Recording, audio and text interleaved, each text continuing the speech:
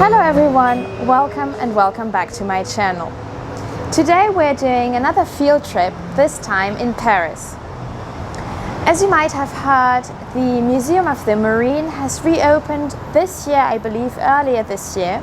It was closed for restoration for quite a while, and when I've seen that they organized an exhibition with some extraordinary treasures from the medieval times coming from the Victoria and Albert Museum, I thought that this was the perfect opportunity of both discovering the museum and the exhibition.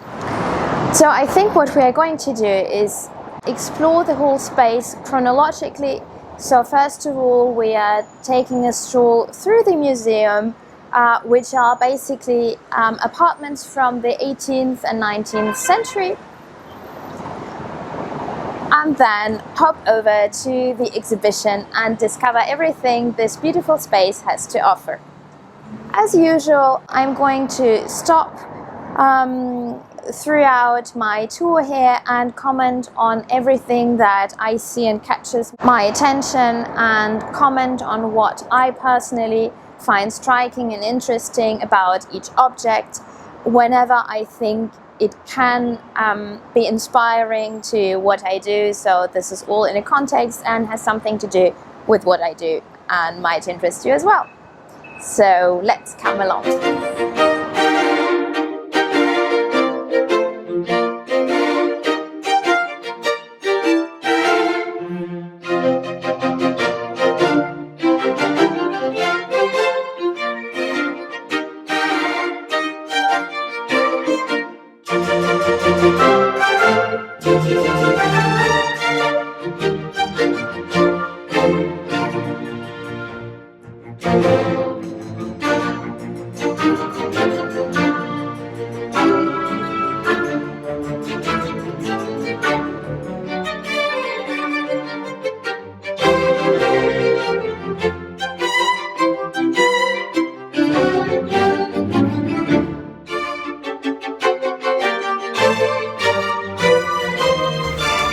Okay, it's not even a room where I thought of filming in the beginning, because we are still in the apartment part of the Musée de la Marine, but I just saw,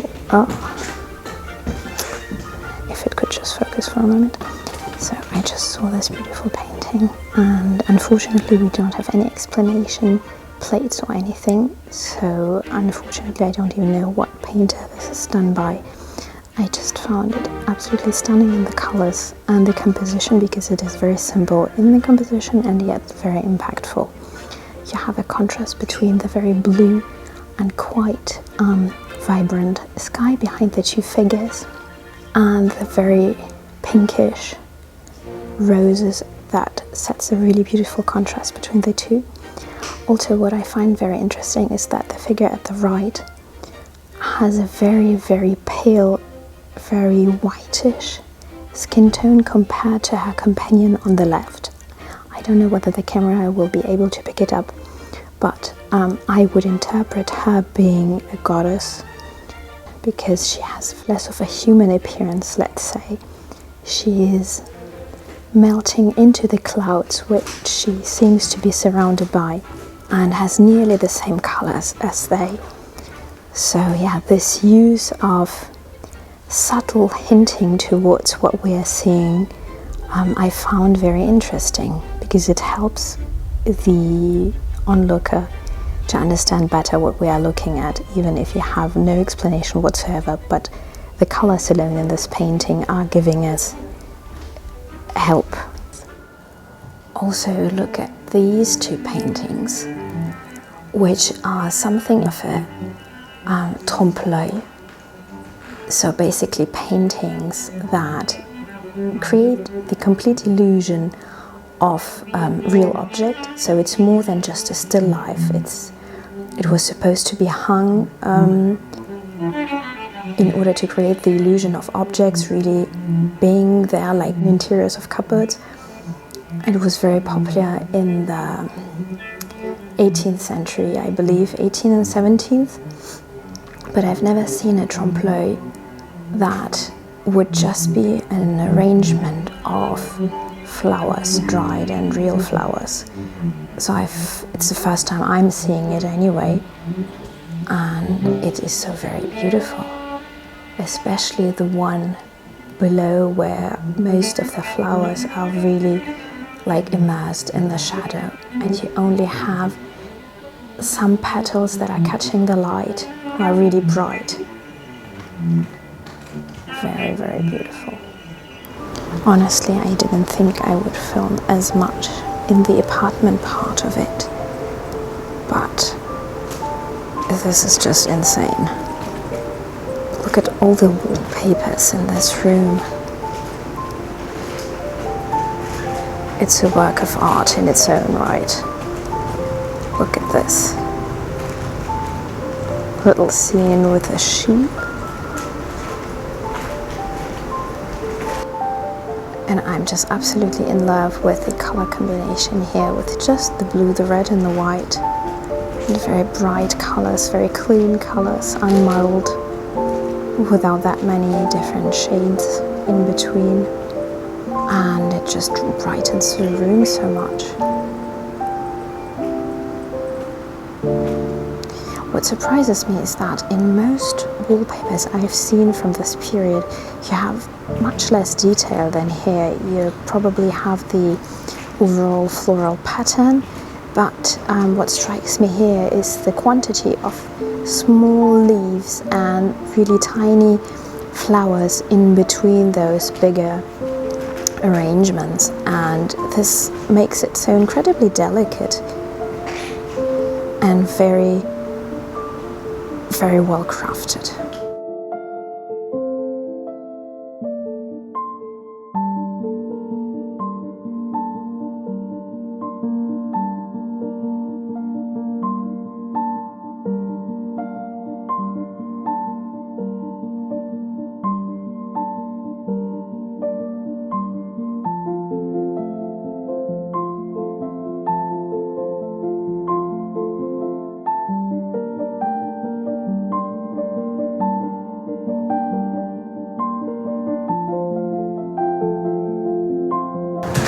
This is just absolutely stunning.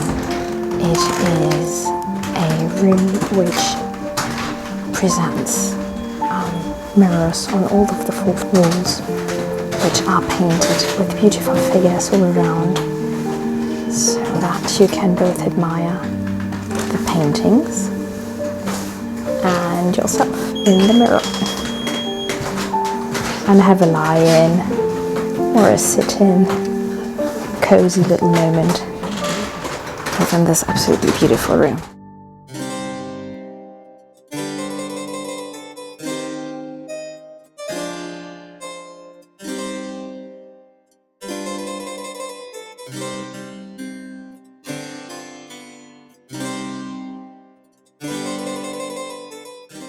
Wow, look at this intricate wood inlay work on the mantelpiece. The detail is absolutely mind-blowing. Look at all the fruit. Could really have been a painting, but it's all like a jigsaw work of different types of wood that have different texture and slightly different colors that create this incredible decoration here. And there we have the exact same on the opposite side. Now you can maybe see it better within the room.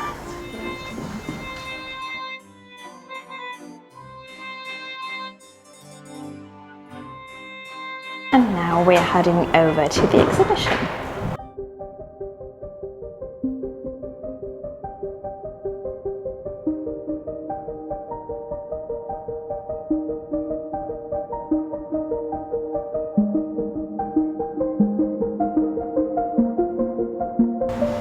Well, you know me and my love for whimsical animal figures. This one is from the Han Dynasty, which ruled over China from 206 BC until 25 AC. apparently bears were kind of a big thing and big symbol in the Han dynasty. I'm so absolutely in love with this goblet. It's Iranian, about 1100 to 900 before Jesus Christ. And oh my god, I find this representation of deer so absolutely elegant and graceful. I will try to zoom in so you can see it better, but look at the very intricate horns, and I believe the deer looks spotted and in the middle of movement, so it's running, and I think a combination of all those proportions and the choice of representing it while it's running rather than a static representation that we're used to in European art in the Middle Ages makes this deer look so much more graceful. By now you will know that I love animal representations in the medieval art. So this horn carved in walrus tusk gives really a great example of animal representation within a hunting scene. I unfortunately can't zoom in any closer because of the glass, but you can see both realistic animals carved at the bottom and quite a lot of fantastical animals on the top. So I believe you have at least 2 dragons on the left at the largest part of the horn, for instance, and I like how they are entwined within the scene, especially those here in the middle that are part foliage and part dragon. I love this. Once again, I'm not that much a fan of religious art, but what I found interesting here is the way that the angel's wings are done, because I don't believe having ever seen peacock feathers in a presentation of angels until now. And as there are quite a lot of angels on this embroidered cape, I believe that they had to get a bit more creative in order to create variety. So here we have maybe an eagle-inspired wing, then here another one with peacock feathers, and yet another one with quite colourful wings and red, blue and golden feathers. I find this very interesting, and it makes me think of winged representations for maybe more mythologically inspired paintings in the future. I might not have had the idea of giving such exotic wings to mythological creatures and or angels. I like this quite a lot, I must say. I adore the Iranian art of the Achaemenidian as well as the Sassanidian period.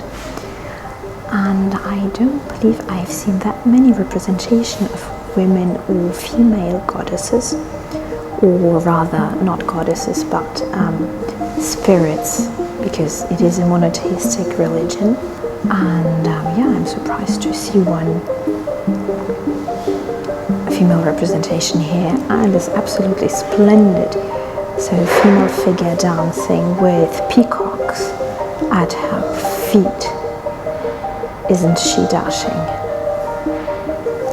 We have, of course, a more typical representation here with a royal hunt. Let me see whether I can see what king it is supposed to be. They are not saying, but this is a very typical representation of Sassanidian art, both detailed and very well composed at the same time, with the royal hunter in the middle and quite a lot of antelopes leaping out from the feet of the horse in all directions. Such a dynamic scene inscribed within a circular dish. And finally, the pièce de résistance for me. This vase is spectacular. So once again, we don't have that many explanations beneath it, but we have female figures with maybe a representation of wings, or is it just her clothes? I'm not sure. Mid-movement. And then we have a little dog here as well that she's playing / dancing with. It is so very dynamic. This is what I like. It's both her clothes as well as the position of the figure that suggests movement so very well, as well as decorative elements that are not static neither. Look, she has a bird, probably a falcon in her hand. The dog. I love it. I love this style so very much.